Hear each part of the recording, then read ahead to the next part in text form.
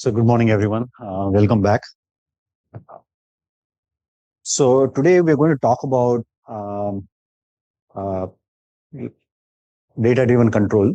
Okay, so I think we had done most of the hard work, and now it's sort of time to actually put that hard work to work for control design. To look at control design top. Okay. Um, what I want to say. So what I'm going to talk today is actually how to use the uh, this two linear operators for control design. Okay, and then how to use the method that we have developed for data-driven approximations of this operator for control design. So basically, we'll be talking about how to use data for control design, right? So this approach of control design from data is kind of like different than the way you use do control design these days using reinforcement learning, for example, right? So what's the difference? The difference is that in like the reinforcement learning or the machine learning approach of data-driven control design, the model is not explicit. Okay, the model is sort of implicit, right? So you go from data to at least the standard way of actually doing the reinforcement learning, right? So you go from data to the action space, right? Where you learn so you're trying to learn the policy using like you parameterize the policy, and then you learn the weights of those parameters. I mean, the parameters basically you try to learn those parameters, which are the weights, through some neural networks using data, right? So you have a huge amount of data involving states and the actions, and then you use that to find the optimal value function. And then once you have the optimal value, I mean, not op, I mean, value function, I should say, not the optimal value function, because we don't know how to find the optimal value function. You find the value function, and then you use to design the controller. So the model information is kind of actually implicit there, right? So there's no model. I mean, you're not using data to construct a model explicitly. You're directly jumping to find the value function, and from value function, you are actually going to the action space or the control space, right? What we'll be doing today, I mean, the first part of it, there are three things I will talk about today. The first thing is what we have learned so far, how to use them for data-driven control. So that goes to this traditional system theory route, right? So you have a data, then you construct a model. Once you have a model, then you actually design a controller based on a model. And the nice thing about the way we are doing it is that the model that you end up identifying will be linear model. And what that will give you is actually will allow you to use linear methods for control design. So that's one advantage. And the other difference is that, and that is certainly it's more philosophical and could debate, is that do we need to construct an intermediate model to design a controller? Can I just directly design a controller if I don't, if I don't care about the model, right? So the model here is explicit as opposed to implicit in reinforcement learning. Certainly, there are some advantages of having a model, and then could be some disadvantages. So I will tell you today how to go this control design through the model route, and I will also tell you how to use the Koopman without actually constructing the model, just like what they do in reinforcement learning, but still bring in the Koopman, where I can directly jump to the controller or to the value function without actually constructing the explicitly model. So I will sort of do both this thing. And the third thing I will do is actually I will present so all these first two things, data to model to control and data to control using Koopman, will be all based on Koopman. The third thing I will do is actually I will also talk about how to do this data-driven control using a dual framework, which is involving Perron-Frobenius. So as I'm saying, one of the advantage of that is actually it's actually a convex problem and so on. So I will sort of open that up a little bit, and then I'll first explain what I mean by convexity in this control problem, why it becomes convex in this thing, and then we can just rely on our methods that we have studied for finite dimensional approximation of even the Perron-Frobenius operator to do this data-driven control, okay, using Perron-Frobenius. So these are the three things I have in my mind today, and Yeah. Okay. So, so as I said, I think we have done all the hard work. So I think now we just have to put this hard work to play, and that's why it'll look very terse. So the second thing I want to talk about is that um, so right the first thing I said, right, I'm going to talk about how to go from the data to the model and to the control using the Koopman framework, right? And that is something which is very popular these days. Okay, so there are a lot of papers who does this thing for various different applications and so on. So the first paper was written by Milan and Igor, and at that time it was very novel, uh, uh, and that was like more I would say that is very interesting work. They kind of connected this Koopman theory to the MPC, model predictive control, right? Some of you may have seen that paper. Um, but then I think people have been using it left and right. Okay, I mean that algorithm people have been using left and right. Part of that is that that algorithm is very easy to sort of code it up, a few lines of code, and then you can see it works, right? But of course, it doesn't work in all the cases. I mean, it's not going to work like a charm in the first try. So you have to sort of work through a particular system, right? If you have a specific example, then you have to sort of work through a specific example. So one of the challenge when it comes to applying that algorithm, although it's very simple, is that basically the choice of basis functions. It says what basis function you use to lift the Koopman operator.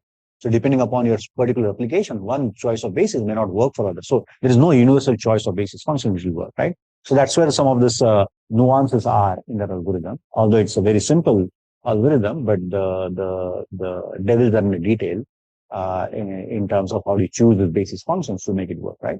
So that's one aspect to it. The second aspect to it is that there are certain limitations which are more not just coming from the basis function, but there are some sort of fundamental issues the way that problem is formulated, which is kind of is ignored in the popular literature. So I will also sort of point that out, and the reason I want to do that is because there is a good opportunity to actually, if anybody is interested, to write some neat paper on that topic. Although it's a very mature field, as I said, a lot of people are actually writing papers on that, but I think there are some few things which are actually currently still missing from the plain vanilla Koopman MPC algorithm.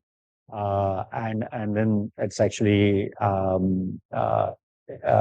one could actually fix it, right? One could actually fix it, but it hasn't been fixed. I mean, I could do it, but I think it just I'm working on some other problems. So I'm just want to actually sort of share that with you, and then maybe we can take that on one-on-one conversations if anybody is interested, or if anybody already has an experience working with Koopman MPC, he or she can actually work on some sort of improved version of that. I think which which could benefit.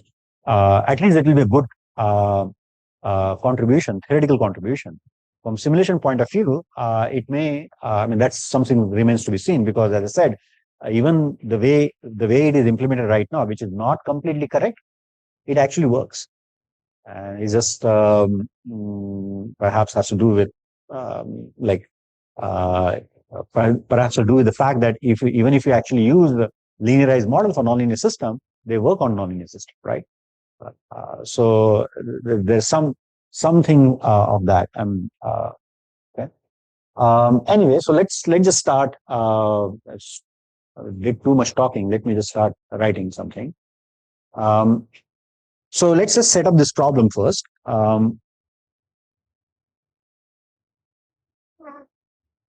So, oops, oops, oh.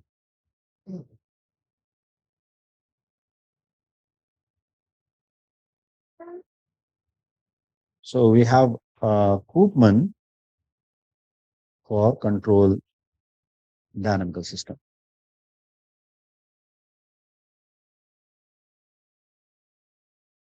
Okay. So what you have is, let's just again start with a discrete time system. So we have xt plus 1 equals f of xt, comma ut. Okay. So x is your state, u is your control input, x is the state, and u is the control input. And what you want to do is that just like we did it for autonomous systems, which is f of xt, or rather maybe use, I don't know what notation we're using. For discrete time, we're using the capital T, right? Let me see what, I think in the notes I'm using little f. So let me just stick to that. Um, for the uncontrolled case, we're using the capital T. So let me just. So what is the goal? So goal is similar to what we had when you had the uncontrolled system. So which was x of t plus 1 equals p of xt. What we did is actually we lift the system and then we consider the Koopman k um, f. This is not the same f as this one. So let me just use something else as p of uh, psi t of x, right? And then we actually constructed the finite dimensional matrix out of it, which is uh, right. So this is the finite dimensional Koopman.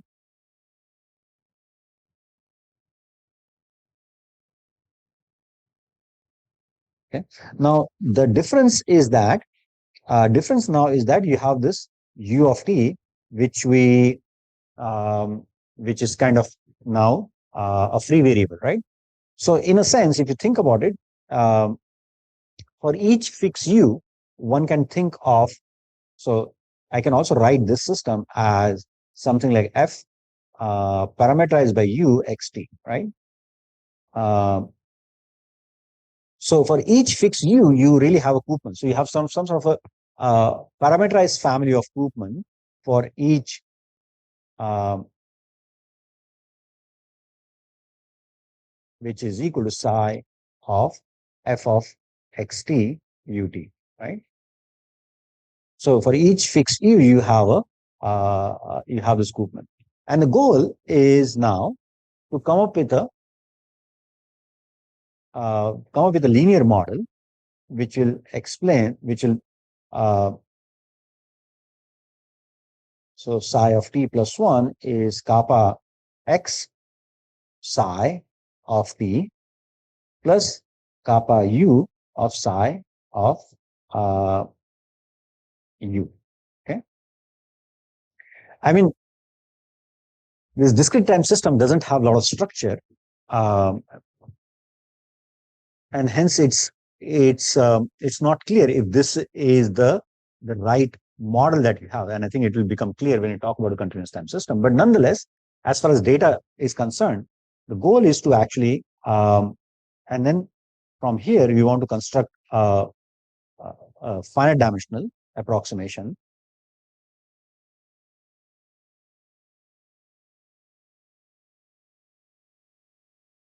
Okay. Finite dimensional approximation, which will look like Vt plus 1 equals some k Vt x. So this is one matrix times Ku times Ut. Okay. So this is the model that we want to actually construct, or let's just write it as A x Vt plus B Ut instead of Kx and Ku, because that's maybe more familiar notation, right? So the goal is how to find this A and B matrix. Of course, I haven't given you any justification for why this should be the right Koopman model, just because of the fact that I mean, this discrete time system doesn't have a structure. So when it comes to continuous time, I will tell you precisely what model you actually ended up lifting, like how the Koopman lifting looks like for a control system, and what are the approximations that are involved in actually coming to a linear model. In fact, the Koopman lifting, one of the challenge with using a Koopman for control is that Koopman lifting is not a linear lifting. Okay, Koopman lifting Koopman lifting of a control system is not a linear system anymore. Koopman lifting of a nonlinear system, control system, is actually a bilinear system, okay? Which is not very clear when you write it for discrete time system, but it's abundantly clear when you write it for a continuous time system. As I said, I mean, this is um, the kind of the first algorithm they propose when they use the Koopman to solve the MPC problem, and this is how it progressed. We just assume that we get a linear model of this. And now what you do is that you actually collect data. So what you have is now you have data xt plus 1, and ut, right? So this is a data we have now, apart from xt plus 1, which is what you had for autonomous system when there is no control, you also have a control data. Okay, and just like what we did um, in the uncontrolled case, we now can stack this data, which is x1, x2 to, let's say, x.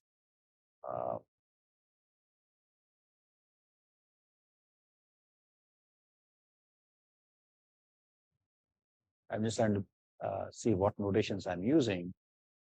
Yeah, so I'm using x of t minus 1. Okay, and similarly, you can have this x prime data, or which is the xt plus 1 data, which is just a one-time step delay, x2, x3, and x t, right? And for the u, again, you can actually collect this and write this as u x1 will be x, yeah. So u1, u2 to u ut minus 1. Okay, so this is the data that you have. Now, again, you lift this data, right? So you lift this data using some lifting function, psi, where psi now belongs to how many psis I'm using. I don't have any notation for this. So let's just say it is d. Okay, so you take this. So you have this psi, which is psi1 to psi d lifting functions. And this is where the challenge is, like, what are the right set of lifting functions that you want to use for a particular example. So now you construct the psi of x, which is your psi of x1 dot dot dot psi of xt minus 1, right? And then you have psi of x prime, which is psi of x2 dot dot dot psi of x t, right? You don't lift the input. Okay, so that's the most important. So you don't lift the input. You're only lifting the states. Okay. And now, since our desire is to actually find this, our desire is to find something like this, what you do now is we actually just, basically what we're asking is that we are asking something like psi x prime is equal to a psi of x plus b times u. Okay. So then this is again a least square problem, because you can write this as a b psi of x u, right? Right. So this is your psi of x prime equals some cal a times psi of x u. So you know psi of x, you know u, you know psi of x prime. This is again a least square problem to find the a and b. Okay. So cal a will be psi of x u pseudo inverse of psi of x prime. Okay. This is the pseudo inverse. Okay. So this is what you have as a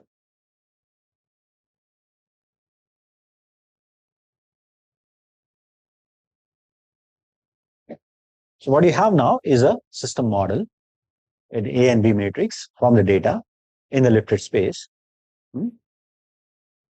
But you also, like, when you want to do a control design, for example, when you want to write down the cost, your cost is defined in terms of state variables, right? So they are not defined in terms of lifting variables. So you need to you also want to go back, right, to the states. So you can also find another matrix which will help you go from the high dimensional space to a low dimensional space, right? So what you have is, so how do you construct that matrix? So you can again write that as a least square problem. So let's say you write down your x as some c times psi of x, right? So you want to find the C matrix, which will take you from the lifted space back to the state space. So again, you can actually collect the data. So you can write down this as x and c psi of x. And again, solve it. Yes, you are supposed to know this because this is now like an identification phase, right? So you are trying to identify the A and B model. So what you'll do is that you'll run some experiments with different inputs. You excite the system with different inputs. So that will that will help you collect data for the xt and xt plus one. So you're basically seeing how the system responds to different inputs, and that's your training data.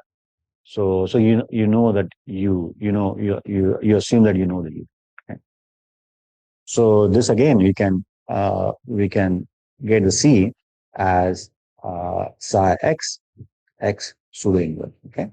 So this gives you um, the model, right? So which is basically saying that um, psi of x prime equals a psi of x plus bu, and then x equals c psi of x. Okay, so you can think of this x now as an output and the psi as a state, if you want to think this, because um, now you have this model, and now you can use this for control design, right? So either you can use like a MPC based control, you can use Lyapunov based control, and so on and so forth. Okay. How many of you are familiar with MPC? Do you want me to, go through the MPC or really nice? Okay. I'm not an expert in MPC, but I think MPC is now like everywhere. Right? People do everything with MPC. Uh, okay, so the basic idea of MPC, it's just, of course, you can do it for even for nonlinear system, but the nonlinear, MPC is basically trying to solve a finite horizon optimal control problem, right? The difference is that in the finite horizon optimal control problem, you solve it as a, if you get this, you solve this problem, and then you get optimal control, which you end up implementing. In MPC, what you're doing is you formulate this finite horizon optimal control problem, and you write this as a optimization problem, right? So you sort of what do you say? The time in this optimal control problem is actually sort of opened up. It's taken as one more dimension, and then you write it as a one big optimization problem, and then you solve this one big optimization problem to get the control input over the horizon, time horizon, and then you end up implementing only the control over the first few time steps. So these are actually the hyperparameters. Once you implement that control over the first few time steps, then you march the system ahead, and then you again solve. Once you get the system to a new state, then you solve again finite horizon optimal control problem over the time horizon which is remaining, and then you keep on repeating it until you reach the horizon, right? So that's the basic idea. And the nice thing about this is that this optimization problem for linear system is a QP problem, which is a quadratic program, and QP can be solved like this, right? So, and I think that's the main advantage of it. So how this is so you basically the way you set up. So what I'm going to do is I'm just going to explain this in the for linear system case because this is linear system. So I'm going to switch the notation a little bit. So I'm going to now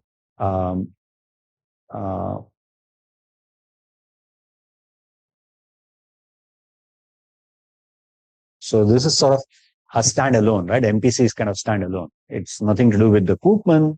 It's just a linear MPC. You can apply it to the Koopman for nonlinear system. But I'm going to describe it in for the system like this: xt plus 1 equals axt plus but, and then you have yt equals cxt. Okay, you can also have d. Doesn't matter. So you know this definition: x is the state, a and b are the a, b, c are the system matrices, y is the output, u is the input, and now you sort of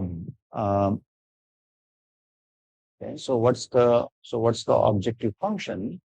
Yeah. So let's say, typically this problem is written in terms of the as a tracking problem, right? So you have some, you want to kind of track certain reference inputs. So if the reference trajectory, if the reference trajectory just happens to be zero or a fixed thing, yes, yes, yes. This system may, because this is actually in the lifted space, right? So the original controllability we have, first of all, it was like nonlinear controllability, and there was a controllability in state space. So you can say that if the system is controllable, then I can find a U which will take the system from any state x0 to any final state, right? But now when I do the lifting, I get a system which is actually in a high dimensional space, right? So now controlling in low dimensional space doesn't mean in high dimensional, because now you're talking about controlling functions. So the controllability may not, like A and B may not be controllable. Having said that, controllability is a very weak notion, right? So if you give me any AB matrix, it is hard to find me AB matrix which is not controllable, right? Uh, with that, I mean, these are AB matrix. So if they are not controllable, I can always perturb this B or A and make this thing controllable. So I think that's why this problem is not really, yeah, on one hand, it's interesting. On the other hand, it's sort of very weak problem. You see what I'm saying? But the mathematically, I mean, rigorously proving system will not be forget about the finite dimensional. If I do the infinite dimensional Koopman lifting, it's not guaranteed that that system will be controllable in the lifted space, because you're asking for, uh, yeah, more, right? Able to control point doesn't mean that you're able to control the distributions. But in the finite dimensional setting, most likely all the ABs will be controllable. So this problem is actually set up when you want to sort of minimize some cost, and the cost is, as I said, is written in terms of the tracking error. So you have X, or rather, you want to track the output, so that's why you have this Y. So you have YT minus some reference YT. I just want to follow the notations. YK plus I minus RK plus I. So the RK plus I is a reference weighted by some Q. And then this is going from I equals 1 to N. So this is basically you're trying to solve this, the optimal control problem starting from the state XK or the corresponding YK. And then you have a control cost, which is again I equal to 0 to N minus 1 UK plus I. Okay. Square, again weighted by some matrix R.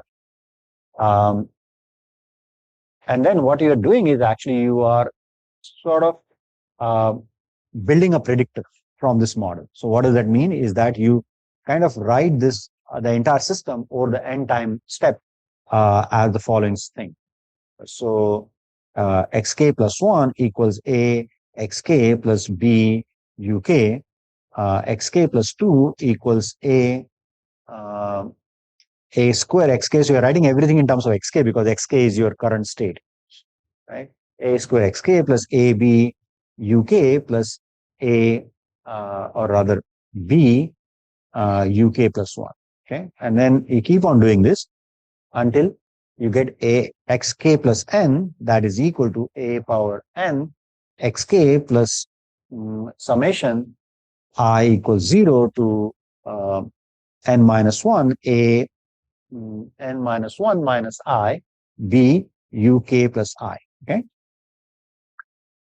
So now you can define the big state X as xk plus 1, xk plus 2 dot dot dot xk plus k plus n, right? And then you have your u as uk plus 1 dot dot dot to uk plus n minus 1. Okay. Now this whole thing can be written in this compact notation, compact form, as X equals some matrix T times xk. So everything is written in terms of the initial state xk. So xk is the initial state plus B or gamma, because that's not the B. So let me use some other notation. So gamma times capital U. Okay. So this whole thing can be written in this compact form. And similarly, your y can again be written in the compact form as psi of xk. So don't confuse this with the psi that I'm using for lifting functions. So here the psi is a matrix. This is a notation I'm followed in the node, so that's why I want to stick to this notation. Similarly, this phi is again a matrix here. It's not a function of x. Okay, so phi, gamma, psi, and theta are just a matrix. It's a bad notation, but that's what I have used. Okay, make sense? And now with this new notation, you can also show that this cost function can also be written in a compact form. This cost function can also be written in a compact form as follows. So you can write this as some function of u as y minus r. Okay, so this is again not a very good notation. Let me write this as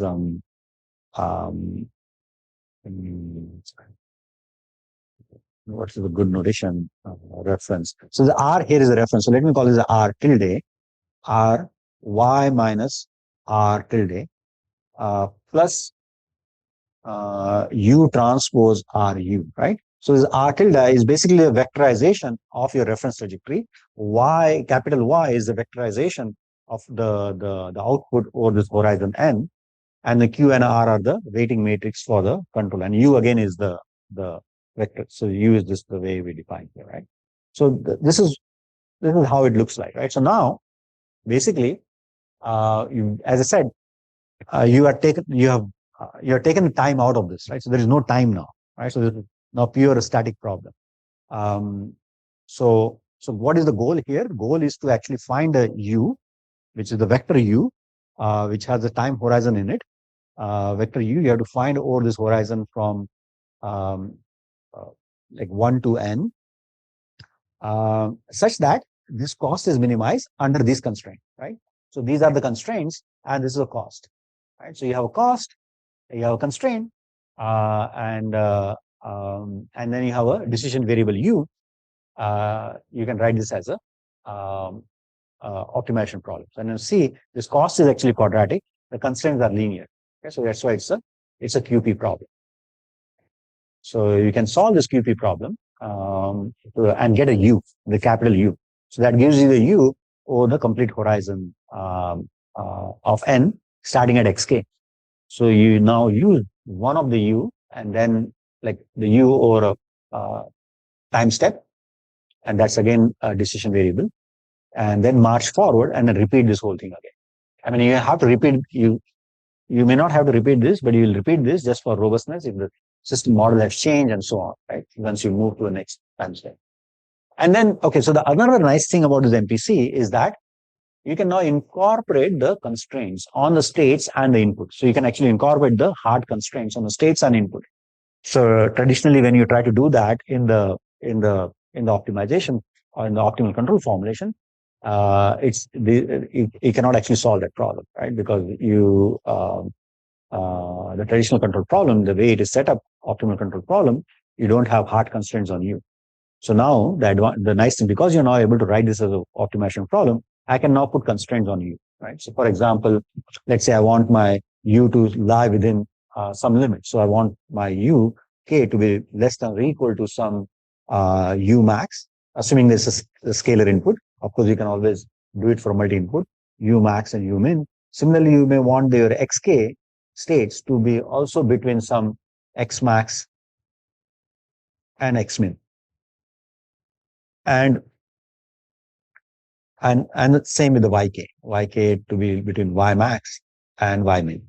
Okay, and all these constraints can now be vectorized, and they can be written again in a compact form as some g of u less than equal to h. Because you see, u is the only decision variable because you're taking xk is the initial state that you know, but all the other states actually are the function of the input. So you're explicit. I mean, you're sort of implicitly taking out a dependence on all the states, dependence of the states on the optimization problem, and then converting this to a optimization problem or the constraint only in terms of the U, because if you constrain the U, you're also constraining the states, right?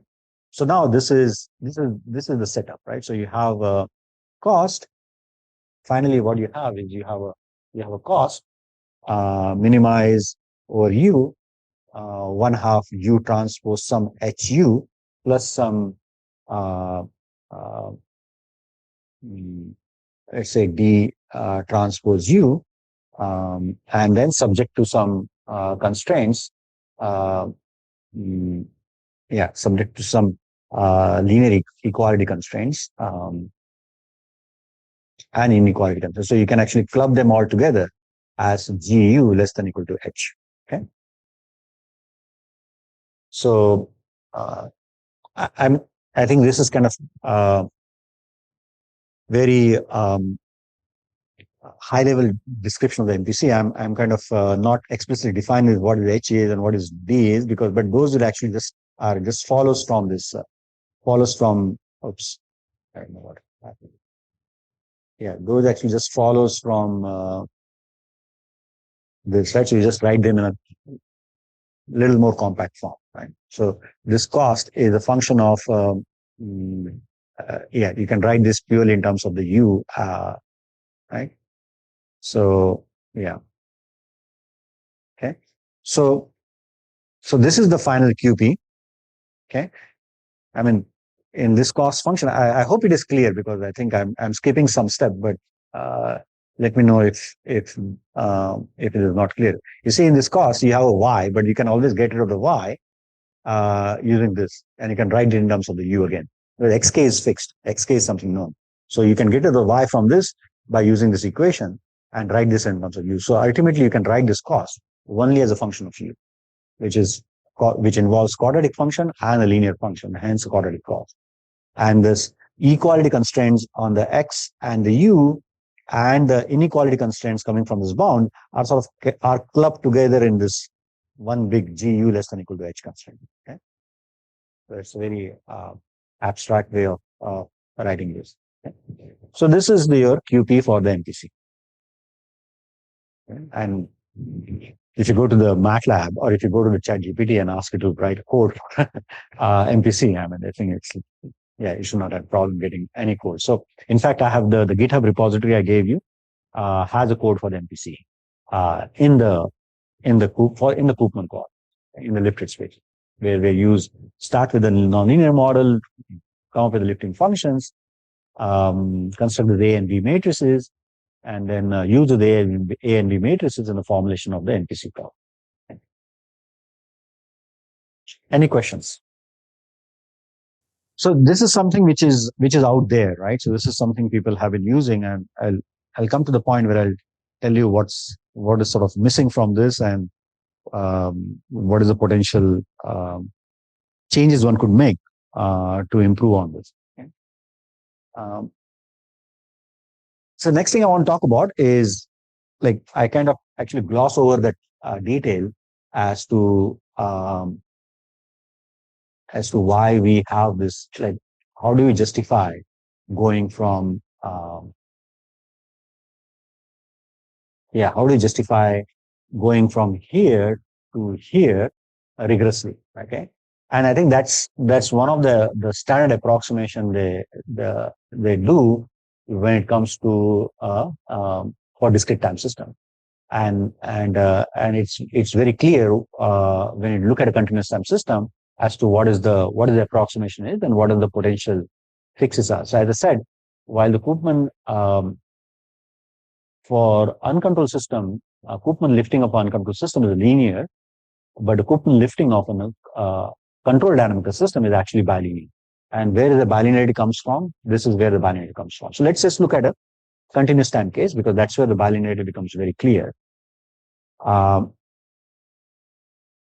let's just look at a continuous time case, and I'm going to assume a control affine structure, because that's where the bilinearity becomes even more clear. So what do you mean by control affine? So this is what is something called as a control affine continuous time system. So control affine because the control actually enters linearly here, and is affine because g of x times u. Control affine nonlinear system. Okay. This is in contrast to something like x dot equals some f of xu, which is really, yeah, where it's not controllable, right? And I think for a lot of applications, robotics and especially robotics, I think this structure is adequate. Right? There are very few systems for which you have, and even if you have something like this, one could actually do a change of variables on the control input to sort of write it in this form. Okay? In fact, I could go actually even one step further to say that, like one could actually even expand the system x dot equals f of x plus g of xu, and sort of say that you can actually write this system as x dot equals some f of x plus some bu. Okay, so this is also not uh, a big thing. Okay, all you do is actually you have to sort of expand the state space. So if you expand the state space with one more dimension, you could actually make the control enters linearly. Okay? Like for example, what I mean is, let's say you have something like this, right? So what you do is you introduce a new variable. Let's say u equals v. No, not u equals v. You introduce a new virtual control. Let's say v as a state, and it treat u as a state. So your new state z will be xu, so that z dot becomes f of x plus g of x u, and then u dot is v. So in this, your v becomes a control input. So now this becomes your system, which is of the form f of x plus g of x u 0 plus 0 1 u 0 1 v. Okay, you see now this is z dot is of the form some capital F of z plus b v. Okay. It's like adding one more integrator. So this is for a single input case. Of course, you can do it for multi-input case. So it's like a sort of similar to backstepping, if you know what backstepping. Anyway, just a side note, because I think sometime actually the advantage. I want to, because the reason I mentioned this is, yeah, so sometime actually this structure could be useful rather than this structure. Anyway, so let's just talk about lifting of this control applying system x dot equal f of x plus g of xu, and see how what happens, right? So if you remember, for the uncontrolled system, x dot equals f of x, what is the Koopman PDE? Sorry, what is the Koopman PDE we had? So Koopman PDE we had was partial psi partial t equals um, partial psi partial x f of x, right? That was the Koopman PDE for the case when there was no control. Okay? Now, the same PDE, now if you have x dot equals f of x plus g of xu, you can write down partial psi partial t equals partial psi partial x f of x plus g of xu. Okay. Now, if you look at this PDE, what do you get? Partial psi partial x, partial psi partial x f of x. And if you recall this, we further wrote it as partial psi partial t equals LF. That's the notation from the Lie derivatives, right? So this was my Koopman generator, right? Now, similarly, you have, let's assume a single input case for simplicity, okay? Partial psi partial x g. So let me say single input. Okay. So what do you have now? You see, this is your Koopman generator corresponding to the vector field f times psi, and this is the Koopman generator corresponding to vector field g times psi. So Lg psi u. So you have partial psi partial t equals Lf psi plus Lg psi u. So this is bilinear. Okay, this is bilinear. So the psi is actually multiplying both these matrices. Okay? So when we did for discrete time, we sort of ignored, or we sort of approximated the bilinear as a linear. Okay? So this was assumed to be constant. But in reality, this is actually a function of linear function of the states. So this is the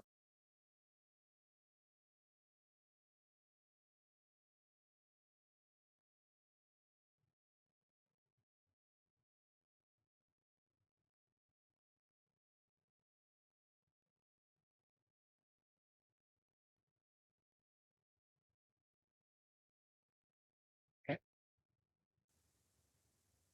Yeah.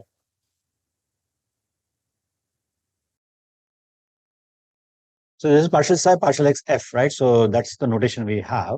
That is the Koopman generator for the f, right?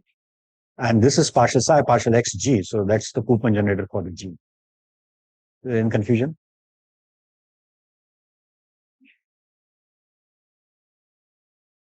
Hold on, hold on. Let me make sure that there's no typo. So partial psi, partial x, f of x, right? So that's why it is LF of this one, right? You're talking about this. So isn't it, I mean, this is consistent with this. Is there any inconsistency, right? So, I mean, this is just a notation, right? So the partial psi, partial x, f is a linear operator acting on the psi. We just denote it by this calligraphic L subscript f to signify that this operator is corresponds to the vector field f, right? Similarly, here it is partial psi, partial x, little f.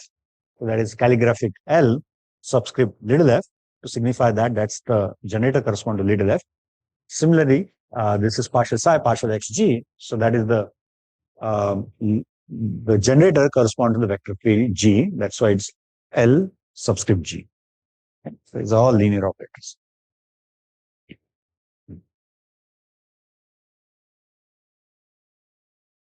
So because psi is a function of t as well, right? I think this is what we did in that PDE. So what is the psi? Psi is a function of x and t.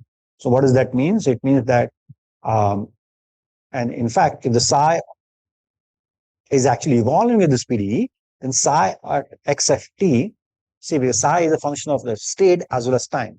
So the way this evolves is actually, let's say if I have some psi 0 of x, which is the initial state, that means that this is psi of x comma 0. At t equal to 0, I have some function psi 0. Now, what will be psi of xt? Psi of xt can be written in terms of psi 0. It will be simply psi 0 phi t of x, where phi t is a solution of x dot equals capital Fx. So that's,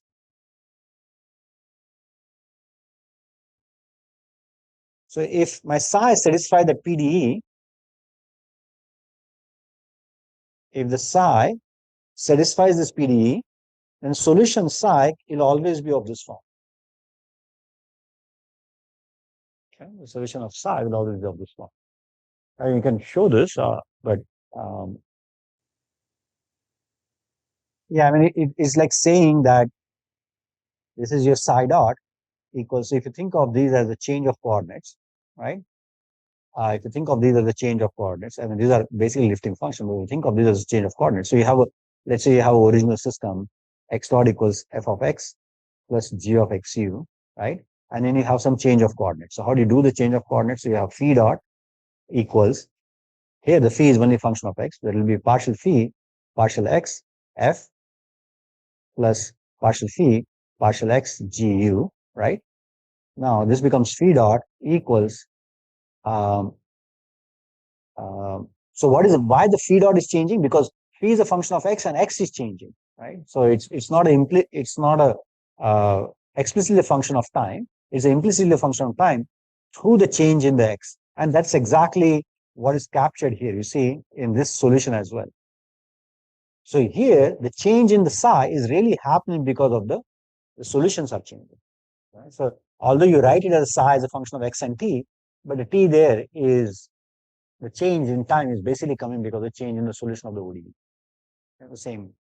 So that's why you So if you write in a PDE as a PDE, then you write it as a function of both space and time. But when you think in terms of a change of coordinates, then you can just think it in terms of just a function of x. This is one and the same thing. Okay. So anyway, so now one can actually go on. So what we have done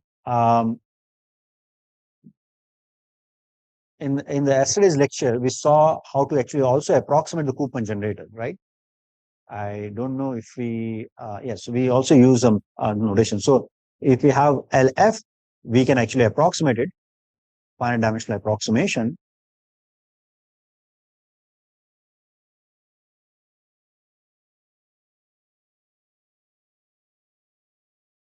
Let's say using matrix LF, right? So now we have LG, you can do the finite dimensional approximation and write it as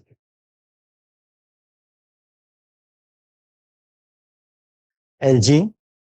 So what do we have is we have the psi dot equals LF psi plus ULG psi.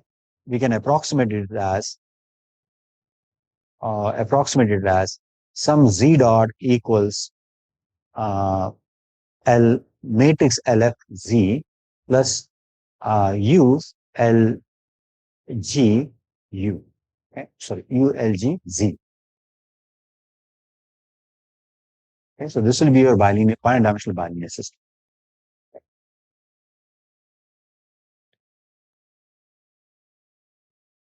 Now you can actually try to um, find this LG explicitly, so you can get a bilinear model, or you can actually approximate.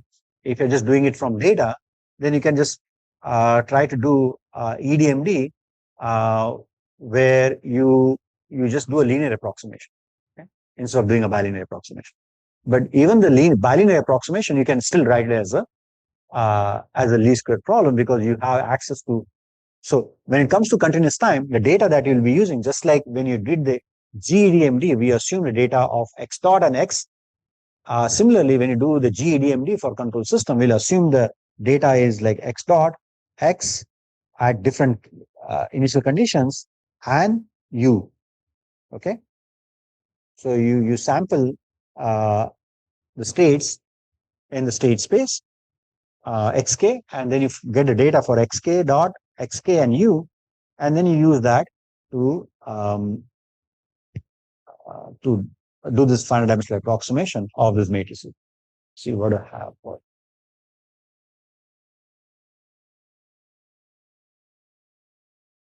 So so far so good, and I think I mean you can try to use bilinear model also for control design. I mean, although the problem there is the optimal control problem for bilinear system is not a nice problem, but numerically you can still execute it and see what you get.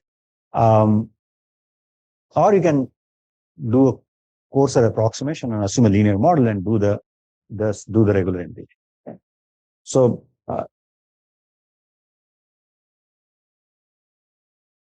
for bilinear systems, there is a nuance there, right? So what you do is actually no, you're right. So I think that you have to be so you also assume like a linear LG1U and LG2Z. Okay? So you have this linear term in U, and that actually helps you. So if there is a bilinear term, but there is also a linear term. So you like when the bilinear term, I mean, yeah, when you have the bilinear, right? The issue is that as you get closer, uh, no control, right? Because then the effect of the U actually, the input matrix becomes closer to zero. So that's the problem. But if you have this term which is constantly acting, then that actually helps. So there are all these things. So yeah, you're right. So when you try to approximate this, you can also try to come up with a model, not just with the one LG, but you have this two of them. So that's one of the challenge with this dealing with bilinear system. Right? Um, and that's why people don't touch this. Um, So what is the second thing I said I want to talk about? So this is basically going from the data to the model to the control, right? Either using the linear model or the bilinear model, right? And as I said, I think we already have done all the hard work of actually computing this finite dimensional approximation from data. And those are basically what are used to come up with a linear model. Once you have a linear model, then I'm assuming everybody is familiar with how to do linear control design, right? Like whether it be it's LQR, MPC we just talked about, you can also do like Lyapunov-based controllers and so on and so forth, right? So, yes, there are two, yes,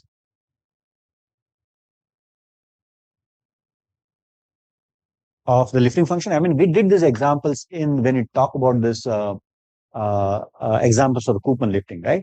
So, for example, it all depends upon the system, right?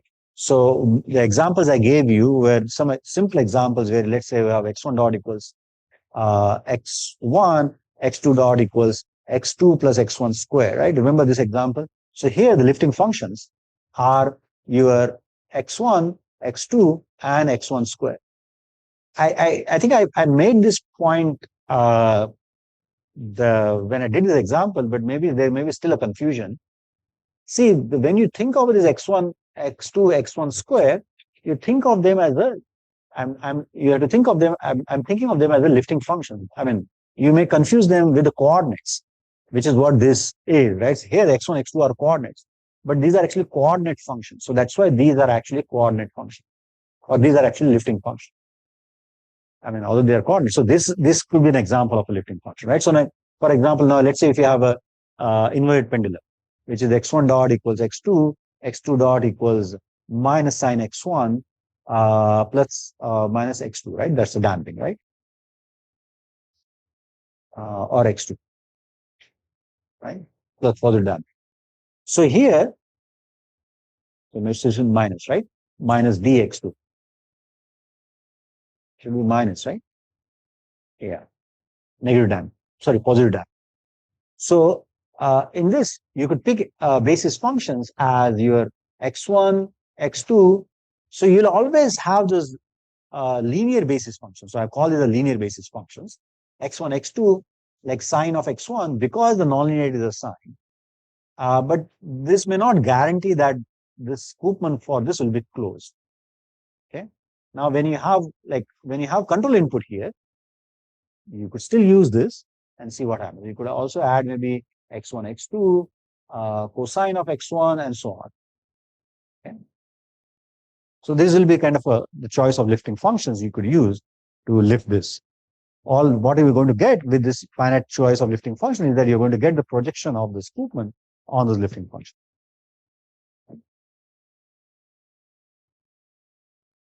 Any other question? So, so as I said, I think there are two things I want to talk about. One is how to go from data to the control without skipping the model, and how to do that in the Koopman setting. This is sort of fairly new results. I mean,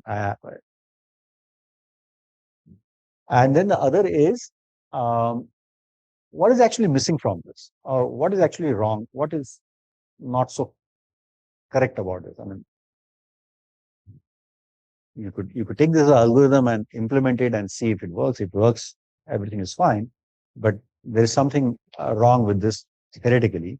What's the issue with this, and how do you fix that? Right. So let me talk about that. The how do you go from data to the control directly, and then I will come back to this. Okay, because the answer is sort of of both this thing actually are sort of connected. Okay, so let's say if I want to actually do an optimal control problem of a nonlinear system, again here I'm actually relying on like assuming that you guys know about what an optimal control is. I mean, how to derive the optimal control out of the math behind the optimal control. I'm not going to do the derivations. I'm just going to give you the I'm just going to give you the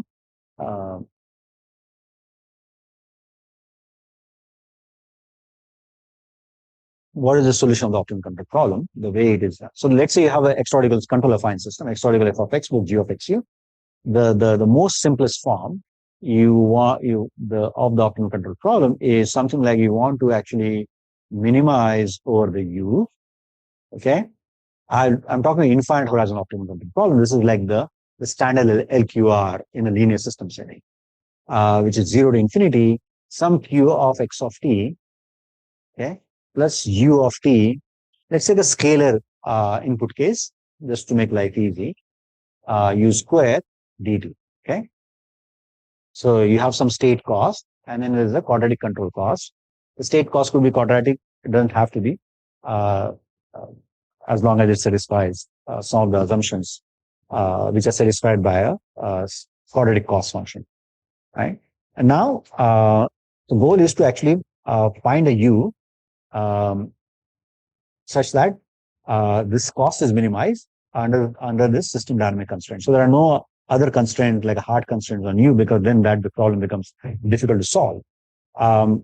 And then now there are some assumptions one has to make for the uh, uh, yeah to ensure that this problem has a solution. I'm not going to go into detail of those, like assuming some sort of a detectability assumption and so on and so forth.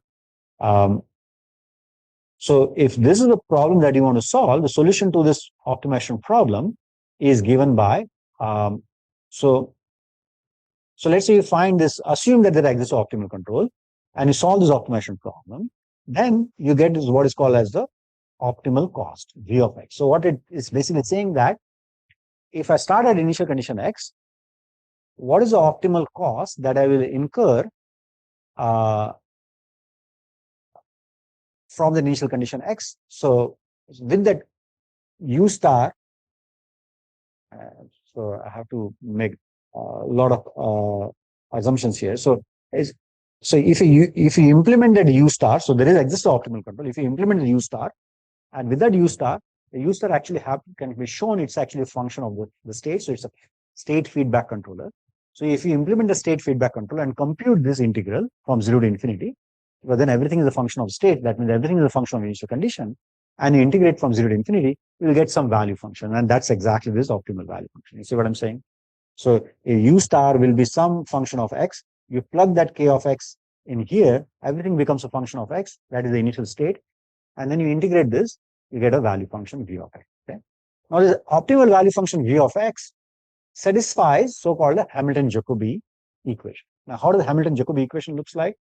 Partial v partial x f of x minus partial v partial x g transpose partial v partial x plus q of x equals 0. This is the called as the Hamilton-Jacobi equation.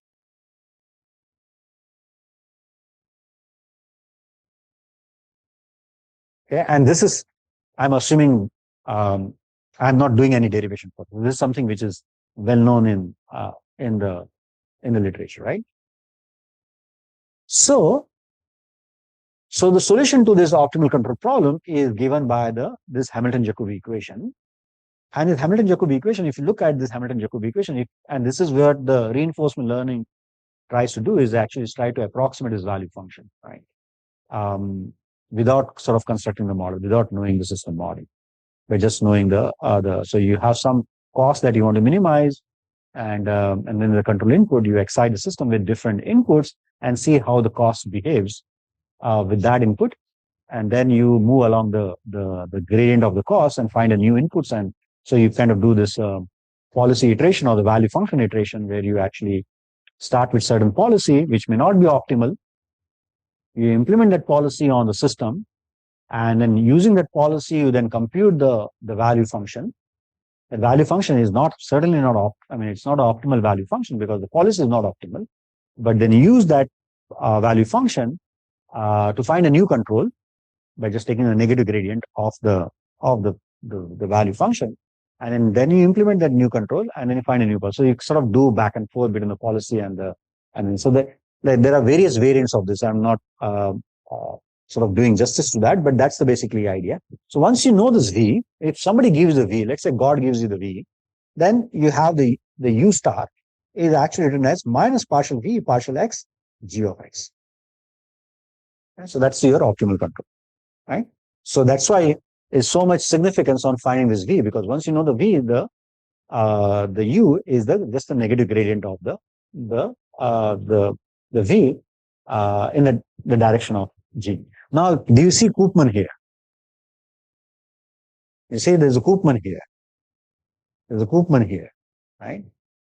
So now, can we actually just look at uh, applying Koopman theory at this level rather than applying Koopman to find the model and then derive the use the model to derive the control?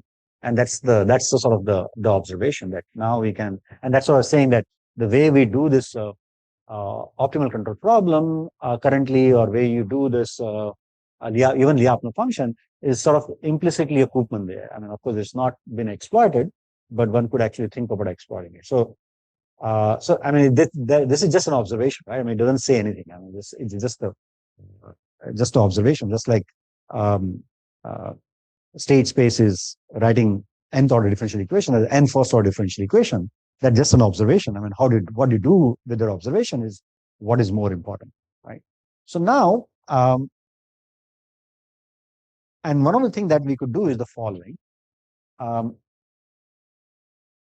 and I think there are actually two different ways of actually exploiting the Koopman theory when it comes to actually solving the Hamilton-Jacobi equation directly. I'm going to tell you the easiest way thing first, and then the complicated thing, maybe I'll leave it for later. So what you could do is, and this is something that we talked about. Let's say I can compute the principal eigenfunctions of the Koopman operator of the uncontrolled system. Okay, you see the challenge with control design uh, with the Koopman theory is, as I said, the lifting of the Koopman for control system is not linear, because the control actually, the way it enters, so that actually muddles the whole thing, right? It will be nice if you can actually derive design controller just based on the Koopman of the open loop system, okay, which is a nicer system because it's an autonomous system. So what if I actually use, so I'm going to, so as I said, there are two different ways of actually introducing Koopman to solve this, or to find the solution of the Hamilton-Jacobi equation. The first way is actually involves finding the eigenfunction of the uncontrolled system to solve this, or approximate, I will not say solve, the approximate solution of the Hamilton-Jacobi equation. And the way I'm going to present this, I'm going to present that result not in like a complete theoretical detail, but I will present that result in a form of an algorithm, okay? Because then that is something that you can actually use. So the way it goes is the following. So what you do is that, remember what we said yesterday, and I think the day before yesterday, that let's say if I have this uncontrolled system, x particular of x, okay, and in the optimal control problem, I will typically like to stabilize some unstable equilibrium point, right? So this has some unstable equilibrium point x star around which I want to design the optimal control. So I can now decompose the system into the linear part, where the linearization is now at the unstable equilibrium point plus the nonlinear part.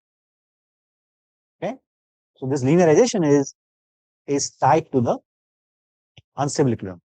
Okay, there may be multiple equilibrium points of the system, but I'm focusing only on the unstable one because that's the one I'm actually trying to stabilize, or I'm trying to design an optimal control to stabilize. Okay, now with this sort of decomposition, I know that there are n eigenvalues of the A, lambda 1 to lambda n. Okay, now I compute the principal eigenfunctions correspond to this eigenvalue. So these are the eigenvalues of A. These are the eigenvalues or the eigenfunctions or the principal eigenfunction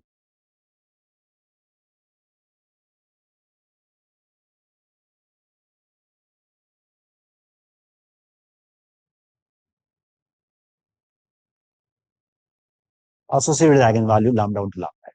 Okay, this we know. And the nice thing about this is that to find this, I don't need to know the control.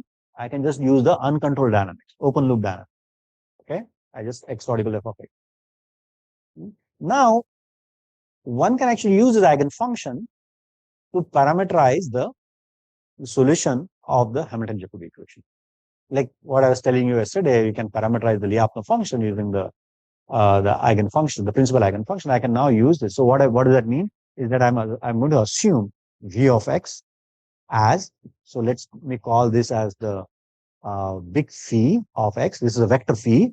Okay, assuming that this is in the is realized, right? I mean, in the sense that if the eigenvalue is a complex conjugate, then I can just take the real part of the eigenfunction and the imaginary part of the eigenfunction, sort of stack them together and get a real eigenfunction. Okay, so this phi of x is realized.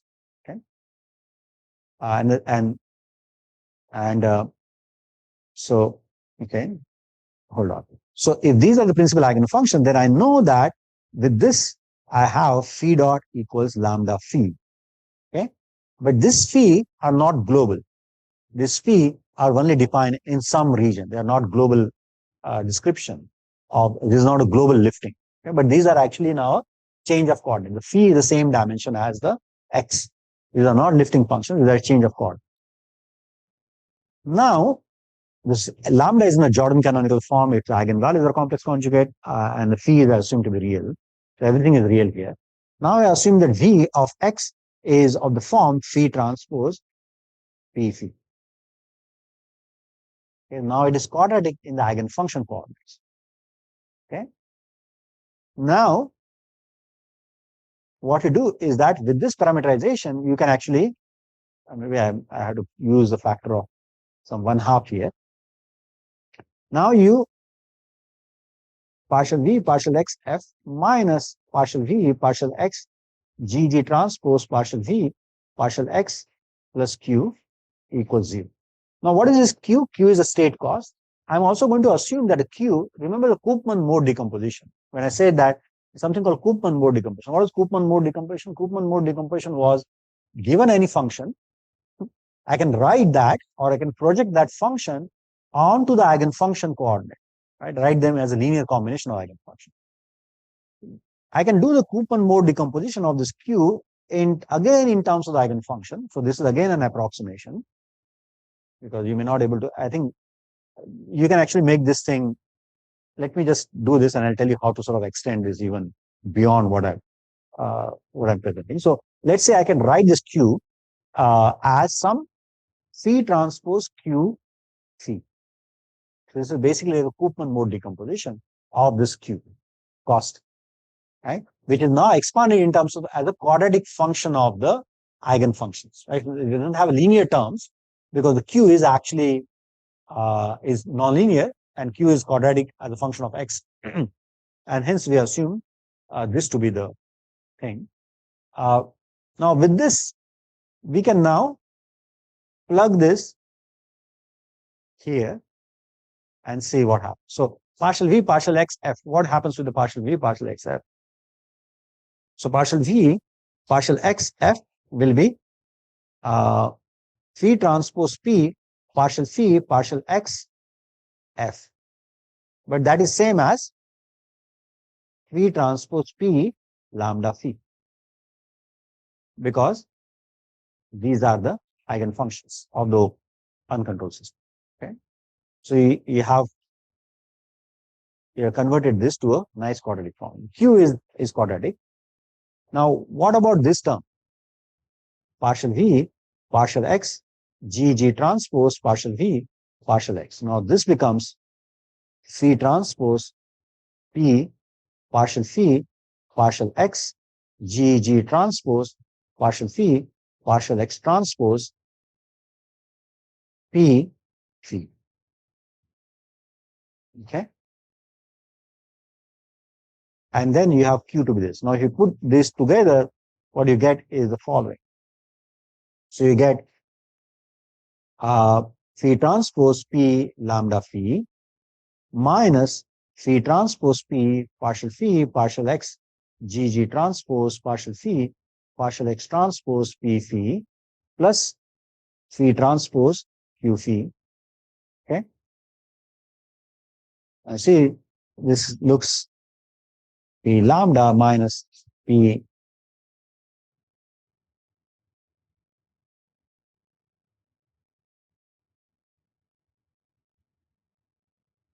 Sorry.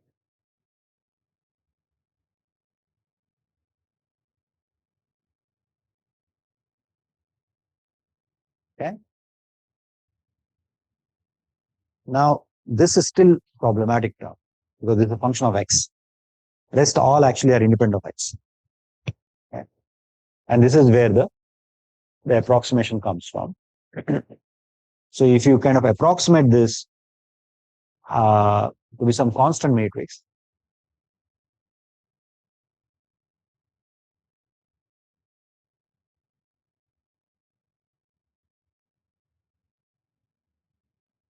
now this is what I was saying, that the G is the source of nonlinearity. This phi is also source of nonlinearity. If you approximate this with some VV transpose by saying that I'm just linearizing it at the equilibrium point, that's where the approximation comes in. Then this becomes the Riccati equation, right? I mean, you have to do that symmetrization here, right? So P lambda plus lambda transpose. Come again? Yes, this will be rank one. Yeah. So you have to do the symmetrization here, right? P lambda plus lambda transpose P, perhaps.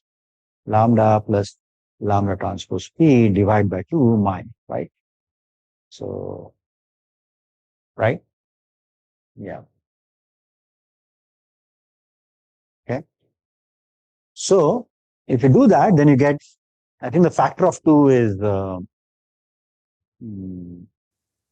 yeah, factor of 2 perhaps could be absorbed in that thing itself, but uh, 1/2 there. So yeah, if I didn't put a 1/2 there, then I'll get rid of this 1/2, but it wouldn't matter. P lambda plus lambda transpose P minus P BB transpose plus Q phi. I'm just ignoring the factor of 2, it won't matter. P, yeah. So this is the Riccati equation. So what is basically happening is that if you use the eigenfunction of the principal eigenfunction of the uncontrolled system, then after this kind of approximations, you can actually reduce this HJ equation to a Riccati equation in the eigenfunction coordinates. Okay. Of course, the way I presented this here is actually I presented as more of the algorithm, but really actually there is something which is very neat which is happening here, which if you want to discuss, I can discuss it offline. It has to do with the fact that these eigenfunctions of the Koopman, uncontrolled Koopman, actually helps in extracting the integrable structure of the Hamilton-Jacobi equation, of the underlying Hamiltonian system of the Hamilton-Jacobi equation. So anyway, I think that needs little more explanation. But at the level of algorithm, this is what is happening. So the idea is that in you start with a nonlinear system, right? And you use this principal eigenfunction to convert this nonlinear uncontrolled system to a linear system in some domain, not globally, and then use those new coordinates in which the uncontrolled system becomes linear to parameterize the value function. Okay? Of course, now this is sort of presented again, right? So while I presented this, where we are actually converting this Hamilton-Jacobi equation to a Riccati equation, and then solving the Riccati equation to find a solution, one could actually think about this in a different way, where we can actually directly now. So what is the computation which is involved in this? The computation which is involved in this is actually computing the principal eigenfunction, and secondly, knowing the matrix lambda and the Koopman mode decomposition. So all these things can be done from data without actually knowing the system model. Yes. So the way actually, if we look at the reinforcement learning, right? So there's always an assumption that you have initial stabilizing policy. It may not be optimal, but there is an initial stabilizing policy. Okay. So that is when it comes to actually collecting data in real time. But now, if you just have access to the model, even if the system is unstable, what you could do is you can actually sample it, right? Because it's just a simulation model. So you could collect data at multiple different initial conditions, do small simulation over a small time step from multiple different initial conditions. That data can be used to compute this eigen function. But if you want to sort of do it not globally, but along a trajectories or in real time, which is what sort of reinforcement learning try to do. And of course, they do it a lot of things. Then you'll have to assume some sort of a stabilizing policy. You see what I'm saying? So the existence of the initial stabilizing policy is actually important. So I say this thing, I mean, for some of you, it makes sense. Actually, the optimal control design is actually not a challenging problem. The challenging problem actually is to design a stabilizing control. So stability is actually very difficult. Ensuring stability is very difficult. It's not a finite time thing. Optimal control is like you could do finite time. And I think one can always debate if like the control that you have is optimal or not. But stability is something that is not debated, right? I mean, if systems are exploding, then it is exploding. So stability is actually a harder problem. So that the way they actually resolve it by saying that, okay, we have some initial stabilizing policy. And furthermore, with many of the practical applications, the stability is not a concern in many of the practical applications. Um, uh, so that's the way. I mean, because the problem there is that even if you look at the MPC problem, which is the finite horizon optimal control, it's formulated as a reference tracking problem. So stability is not a concern. So the system is already stable, but then you want the system to track certain things. So yeah, but yeah, I mean your question is valid. Uh, Doing this kind of things for unstable system is challenge, and I think it's challenge for every the larger community because I mean, stability is a harder problem. Yes. Choosing the inputs, I mean, the precise answer is what you call as a system should be persistently excited, right? So you need to have some persistent of excitation condition when you collect data. But data is what it is. I mean, you collect the data and then as I said, I mean, there is little bit of like hand waving there, saying that, okay, I collect this data, I ended up finding the A and B matrix. If it works, great. If not, I mean, there are a lot of things that could have gone wrong, including not having good data, right? Or the basis functions may be wrong, or the linear approximation may be a bad approximation in this case. So, yeah, certainly the persistent excitation is actually one of the things, and I think some of the thing actually is also underpinning for this fundamental lemma, which is sort of an alternate approach of like doing data-driven control, which has a lot of similarities with this approach as well. Yeah.